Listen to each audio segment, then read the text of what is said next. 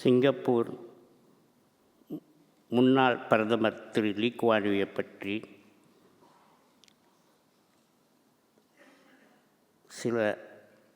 சில வரிகளை அவரை பற்றி பேச கொடுத்த அனுமதிக்கு நான் முதல்ல நன்றி தெரிவிச்சுக்கிறேன்.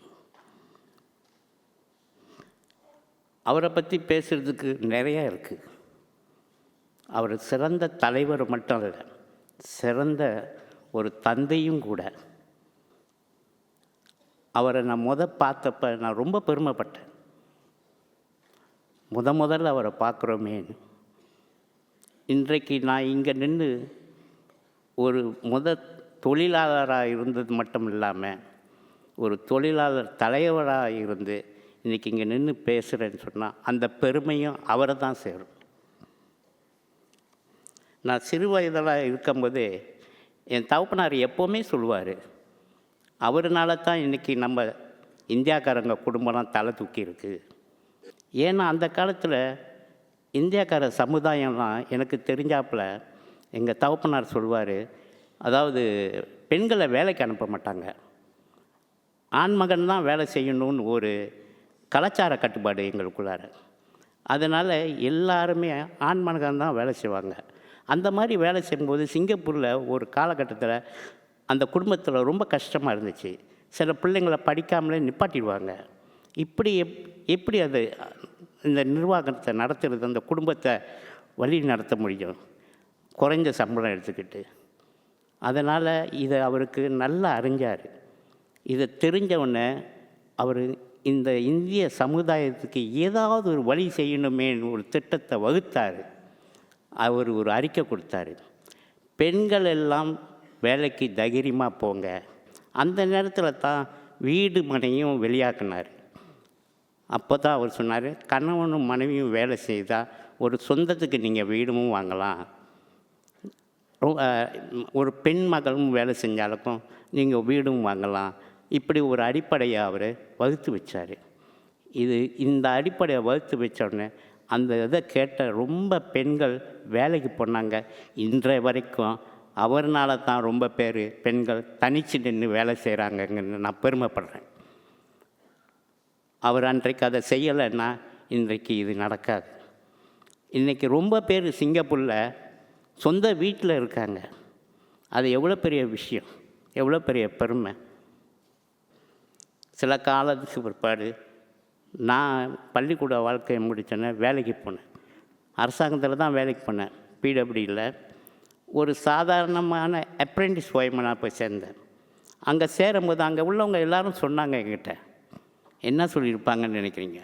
எல்லோரும் சொன்னாங்க, நமது பிரதமர் திரு லீ குவான் யூ அவர்கள் ரொம்ப கோவக்காரரு.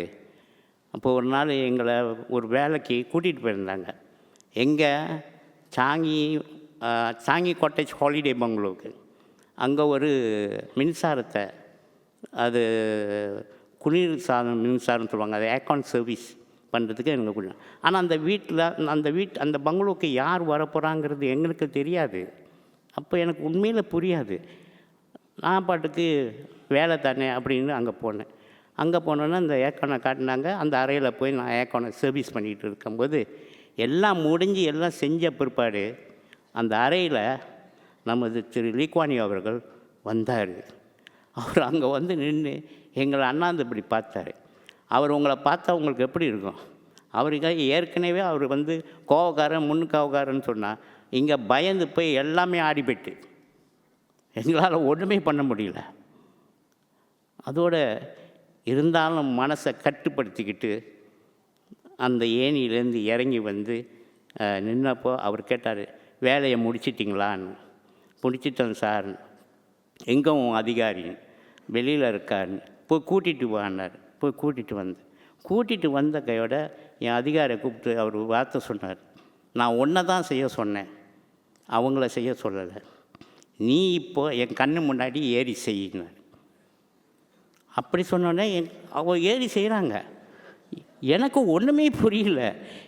ஏதான் நினைப்பேன், நான் செய்த வேலை தான் சரியில்லையோ, என்னடா என்ன ஆகிடுச்சு அப்படின்னு ஒரு அச்சத்திலே நிற்கிறாங்க.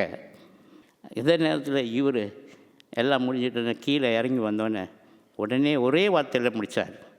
இனிமேலேருந்து அது என்னோடய சூப்பர்வைசர் சொன்னார், இனிமேலேருந்து உன்னை இஸ்தானாவிலையும் நான் பார்க்கக்கூடாது, இந்த சாங்கி ஹாலிடே பங்களையும் நான் உன்னை பார்க்கக்கூடாது. எவ்வளோ ஒரு கண்டிப்பு பார்த்தீங்களா? என்னால் சொல்ல முடியும். மறைஞ்ச இந்த தகப்பனார் தான் எனக்கு ஒரு ஊக்கத்தை கொடுத்தார். நான் இன்றைக்கும் அவரை நினச்சி எங்கள் அப்பா சொல்லிக் கொடுத்த வாழ்க்கையில் நினச்சி தான் நான் வளர்ந்தேன். அவர் மாதிரி ஒரு கொள்கையோடு இருக்கணும், அவர் மாதிரி ஒரு கடமையோடு இருக்கணும், அவர் மாதிரி ஒரு கண்ணியத்தோடு இருக்கணும். சங்கத்துக்கும் அவர் நல்ல ஒரு தகப்பனாக தான் இருந்தார். எந்த வகையில்னு கேட்டிங்கன்னா, ஒரு மே தினத்துக்கு அவர் அறிக்கை கொடுக்குறாரு சங்கத்தில்.